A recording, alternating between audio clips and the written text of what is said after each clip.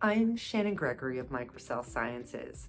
Today we're going to look at what blood looks like from a canine. With live blood cell, there are really interesting when you look at your animals. I personally look at dogs and cats, and it's really interesting once we start looking at their blood cell sample. How I usually take the sample for animals is I do go through the ear, and I'm able to get an excellent sample. I usually take about 3 slides to really get an idea of what's happening in the animal's blood cell analysis. I do put the blood on a slide, and then of course I put it under the microscope, and I'm going to show you what it looks like for a canine's blood and for a feline's blood. So it's really interesting, and they do present quite a few things that are almost identical to humans, other than the immune system and some other things. So I'm going to kind of go over what I'm finding in the samples. So here is a sample of an animal. This is a canine that I just looked at. And right off the bat, we are seeing a few things. So see these cells right here, the round cells, those are the red blood cells. In this particular canine, the red blood cells are looking pretty good. They could have a bit more hydration, but this particular canine hadn't been eating in about 3 days. We are seeing numerous types of bacteria through the sample, and also we are seeing an immune cells. Now this is where canines present very differently in the immune than they do in humans, and they're very circular, have little tiny dots inside, which I do believe is the neutrophils, the more active immune that goes in, cleans up bacteria, cleans up things. It would per se be the Dyson of our body. So let's move around. So here we are moving around. Now it's also very normal that animals will have a much higher amount of bacteria.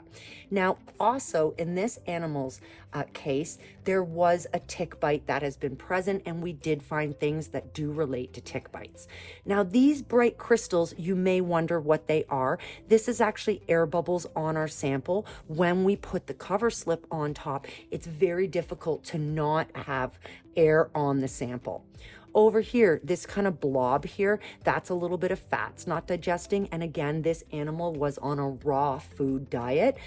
So we may be seeing a little bit more bacteria because of that. We may be seeing other things because of that. Now, also, we did find a little bit of parasites in this dog, but very little. Here's what parasites would look like. They've got little tiny eggs inside the cells, and so on. I'm going to kind of move over here just a little bit, and we're seeing some active bacteria bouncing around. So this is what a canine looks like. I'm now going to show you what a feline looks like. So we're about to look at a feline's blood. So here is a feline's blood. Now, as you can see, felines have much smaller red blood cells. However, we do like to see a little bit more movement here. As I move around, this particular feline seems to have very thick cells, which is great. As we continue to move, we can see a little bit of inflammation, a little bit of clumping here. Again, nice movement here. And what's really interesting about felines is it's very rare that I see parasites in felines. So that's really interesting. Sometimes I do see different bacterias and so on and so forth. It also, in this picture, there's a little bit of fats not digesting as well. And again, we're seeing nice movement in this area. Felines also seem to show a lot less immune cells, which of course I'm always researching. That's what a feline looks like. Here's another image of a dog. And as you can see, the red blood cells again look very similar to a human. As I'm moving around here, we're seeing good movement. We're liking how that looks. This is an air bubble, and this is a little bit of bacteria we're seeing in the screen, which is very common for animals. One thing we're not seeing in this particular animal is liver toxins, which prevent as like huge, it looks like sticks actually in the blood. So overall, this animal has cleaned up really nice. This was a follow-up appointment, and the dog was having issues with scratching and biting. So overall, I'm really happy with how this terrain looks. We've cleared a lot of parasites and we've cleared a lot of bacteria. So now, once I've seen the cats or the dogs, what do I do about it? Cats and dogs are really amazing at using homeopathics. There are some herbals you can use on animals, but there's also some amazing herbalist naturopaths that also can help you if you take a look in your region what's available. Adorned Beast. That is a particular product that you can order online. It's excellent for animals and it's made for dogs and cats.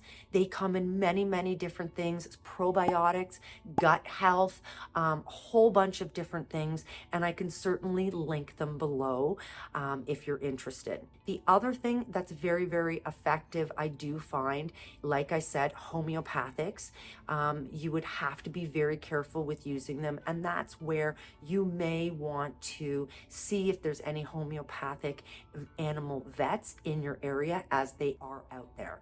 When you have unknown symptoms from your animal or unknown things happening that the vet may not be able to put their finger on, this is when it's a really, really good idea to look outside of the whole thing and look on more of a naturopathic side. So what we do with animals is we always will recommend to see a vet.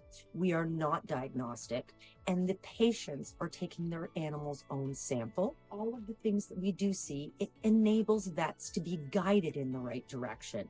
And I can also perhaps suggest some different food choices for animals that will certainly help them. I hope this helps. I hope this is fascinating, seeing what dogs and cats look like, as it amazes me every day. Thank you for watching.